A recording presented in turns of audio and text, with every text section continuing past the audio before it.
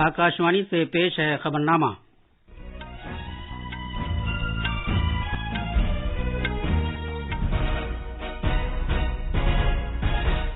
आदाब। खबरनामे के साथ मैं फहीम अहमद। पहले इस वक्त की खास खबरें।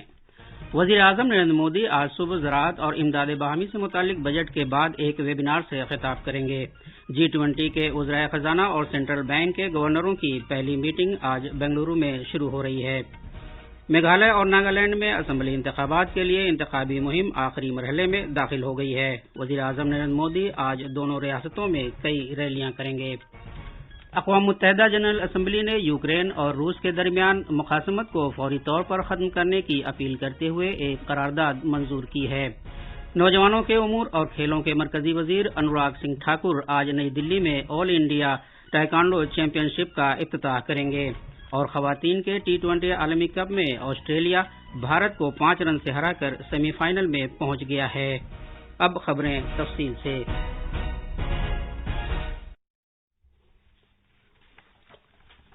वज़ीर आज़म नरेंद्र मोदी आज वीडियो कॉन्फ्रेंसिंग के जरिए ज़राअत और इमदाद बाहमी से मुतालिक बजट के बाद के वेबिनार से खिताब करेंगे। ये बजट के बाद 12वां वेबिनार का हिस्सा है जो कल शुरू हुआ था और 11 मार्च तक जारी रहेगा। मुख्तलिफ वजारतों और महकमों की जानिब से इन वेबिनार का एहतमाम किया जा रहा है ताकि 2023-24 मरकजी बजट में वज़ा करदा सप्तऋषि तरजीहात पर काम किया जा सके। इन वेबिनार में मुख्तलिफ वज़रा, महकमों और सभी मुतल्लिका फरीकों के तालमेल से मुतालिक कोशिशों पर तवज्जो दी गई है ताकि सेमाई आदाब के साथ राह अमल तैयार की जा सके।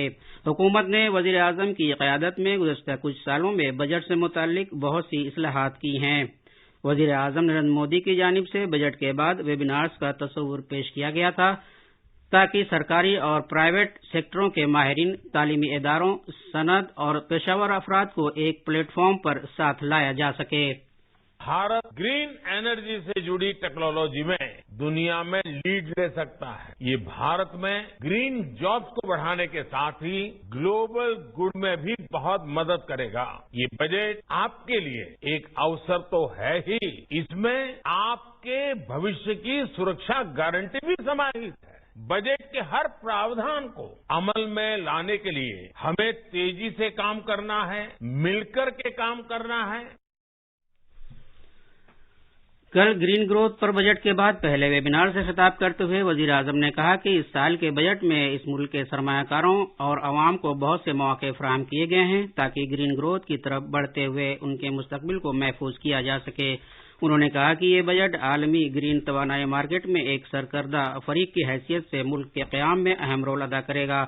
उन्होंने मजीद कहा कि इससे ग्रीन रोजगार बढ़ाने में मदद मिलेगी और आलमी भलाई को यकीनी बनाया जा सकेगा। जनाब मोदी ने कहा कि PM प्रणम गोवर्धन बेमसरफ मोटर गाड़ियों को खत्म करने की पॉलिसी जैसे इक़दाम और स्कीमें मुल्क के मुस्तकबिल को संवारने में अहम किरदार अदा करेंगे। उन्होंने सरमायाकारों से अपील की कि वो हयातियाती ईंधन, ज़रई कचरे, बायो गैस, ग्रीन हाइड्रोजन, बेमसरफ गाड़ियों को खत्म करने, बैटरी स्टोरेज और शहरों से निकलने वाले ठोस फुजले जैसे सेक्टरों में सरमायाकारी करने के लिए आगे आएं। उन्होंने काबिल तजदीद तवानाई के शोबे को सोने के कानों के मौके से ताबीर किया। ग्रीन ग्रोथ को लेकर इस साल के बजट में जो प्रावधान किए गए हैं वो एक तरह से हमारी भावी पीढ़ी के उज्जवल भविष्य का शिलान्यास है। भारत रिन्यूएबल एनर्जी रिसोर्सेज में जितना कमांडिंग पोजीशन में होगा उतना ही बड़ा बदलाव वो पूरे विश्व में ला सकता है। ये बजट भारत को ग्लोबल ग्रीन एनर्जी मार्केट में एक लीड प्लेयर के रूप में स्थापित करने में भी अहम भूमिका निभाएगा। G20 के वज़राए खजाना और सेंट्रल बैंक के गवर्नरों की पहली मीटिंग आज बेंगलुरु में होगी। 2 रोज़ा मीटिंग में G20 रुकन ममालिक, मदऊ किए गए अफराद और बैनुल अक़वामी तंजीमों के नुमाइंदे शिरकत करेंगे। ये मीटिंग वज़ीर आज़म नरेंद्र मोदी के शिरकत करने वाले वज़राए खजाना और सेंट्रल बैंक के गवर्नरों के लिए पहले से रिकॉर्ड शुदा एक पैगाम से शुरू होगी। इस्तकबालिया इजलास के बाद बैनुल अक़वामी माली निज़ाम, पायदार फाइनेंस और बुनियादी ढांचे से मुताल्लिक पहले इजलास पर गौर व ख़ौज़ होगा। سے پہر دوسرا اجلاس مالی شعبے اور مالی شمولیت کے موضوع پر ہوگا۔ میٹنگ کے دوران 21ویں صدی کے مشترکہ چیلنجز، لچکداری کے لیے رقم کی فراہمی، مستقبل کے شمولیت پر مبنی اور پائیدار شہر، مالی شمولیت اور پیداواری فوائد کو آگے بڑھانے کے لیے ڈیجیٹل عوامی ڈھانچے کو مستحکم کرنا، عالمی صحت اور بین الاقوامی ٹیکس جیسے کچھ ایسے ترجیحی شعبے ہیں جس پر غور و خوض ہوگا۔ بھارت کی G20 صدارت کے تحت مدھیہ پردیش کے کھجوراہو میں منعقد ہونے والی کلچر ورکنگ گروپ کی پہلی میٹنگ کا آج تیسرا دن ہے۔ کلچر ورکنگ گروپ کے نمائندے آج 2 اہم اجلاس میں بہت سے ترجیحی موضوعات پر تبادلہ خیال کریں گے۔ مزید تفصیل ہمارے نامہ نگار سے۔ پہلے کلچر ورکنگ گروپ کی میٹنگ کے چوتھے اجلاس میں اب تک ہوئی گفتگو کی بنیاد پر ایک خلاصہ اور اختتامی تبصرے بھی پیش کیے جائیں گے۔ بھارت نے اس میٹنگ کے لیے 4 اہم موضوعات منتخب کیے ہیں۔ ان میں ثقافتی املاک کا تحفظ اور بحالی، پائیدار مستقبل کے لیے لیونگ وراثت کو بروئے کار لانا، ثقافتی اور اختراعی صنعتوں کا فروغ، اختراعی معیشت اور ثقافت کے تحفظ اور فروغ کے لیے ڈیجیٹل ٹیکنالوجیز کو مستحکم کرنا شامل ہے۔ اس دوران G20 کے مندوبین نے کل کھجوراہو میں مندروں کا دورہ کیا۔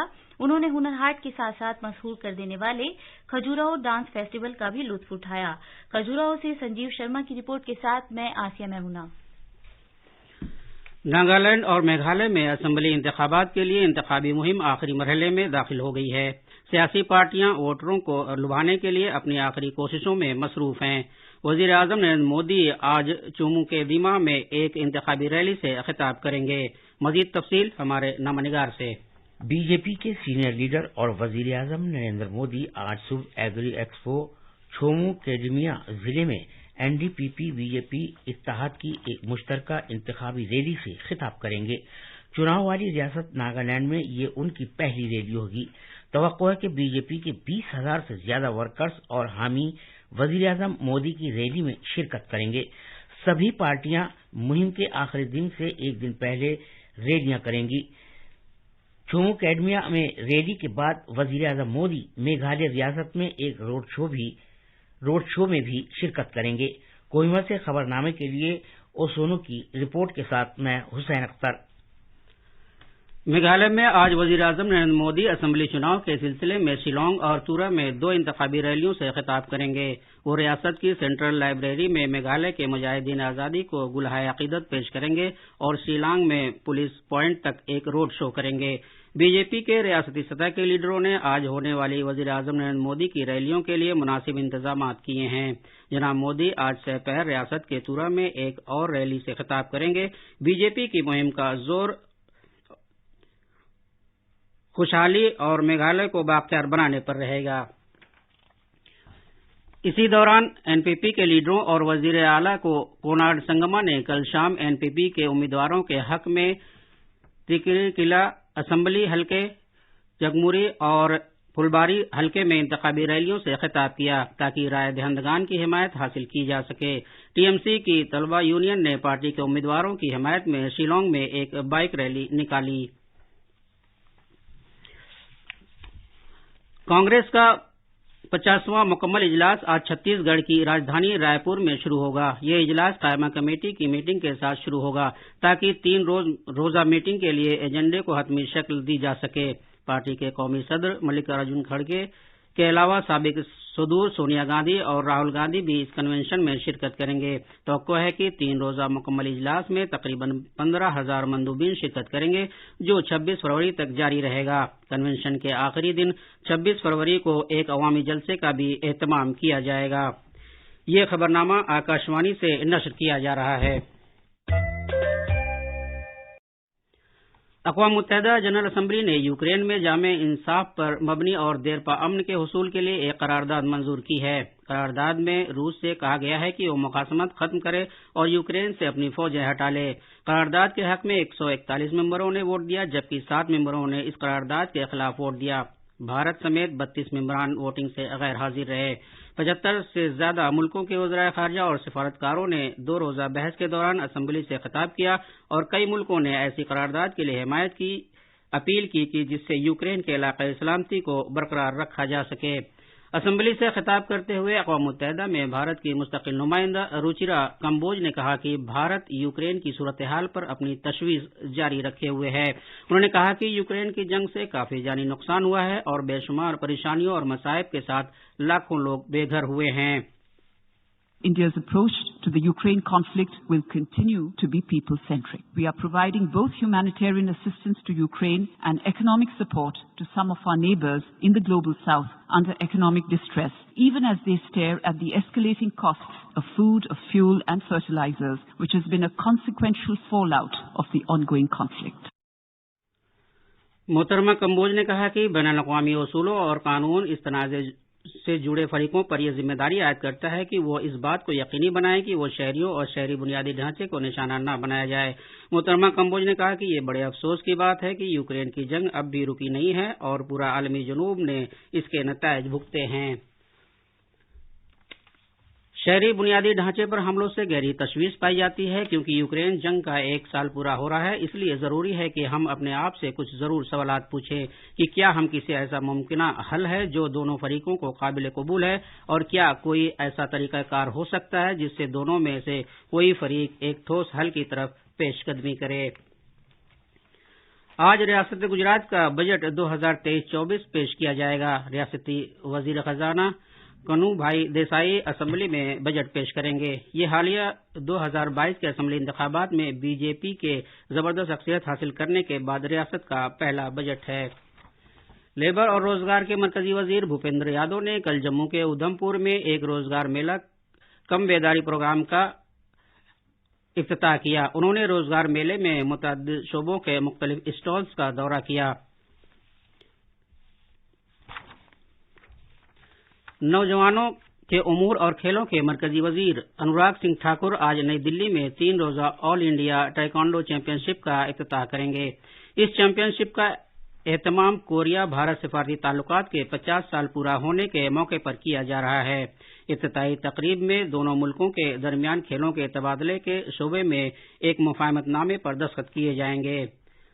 اس کے علاوہ خصوصی کارکردگی کو کورین رقص، ٹائیکوانڈو ڈیمونسٹریشن اور کوریا نیشنل اسپورٹس یونیورسٹی کی طرف سے کارکردگی پیش کرنے والی ٹیموں کی جانب سے کے پاپ کو ڈانس بھی پیش کیا جائے گا۔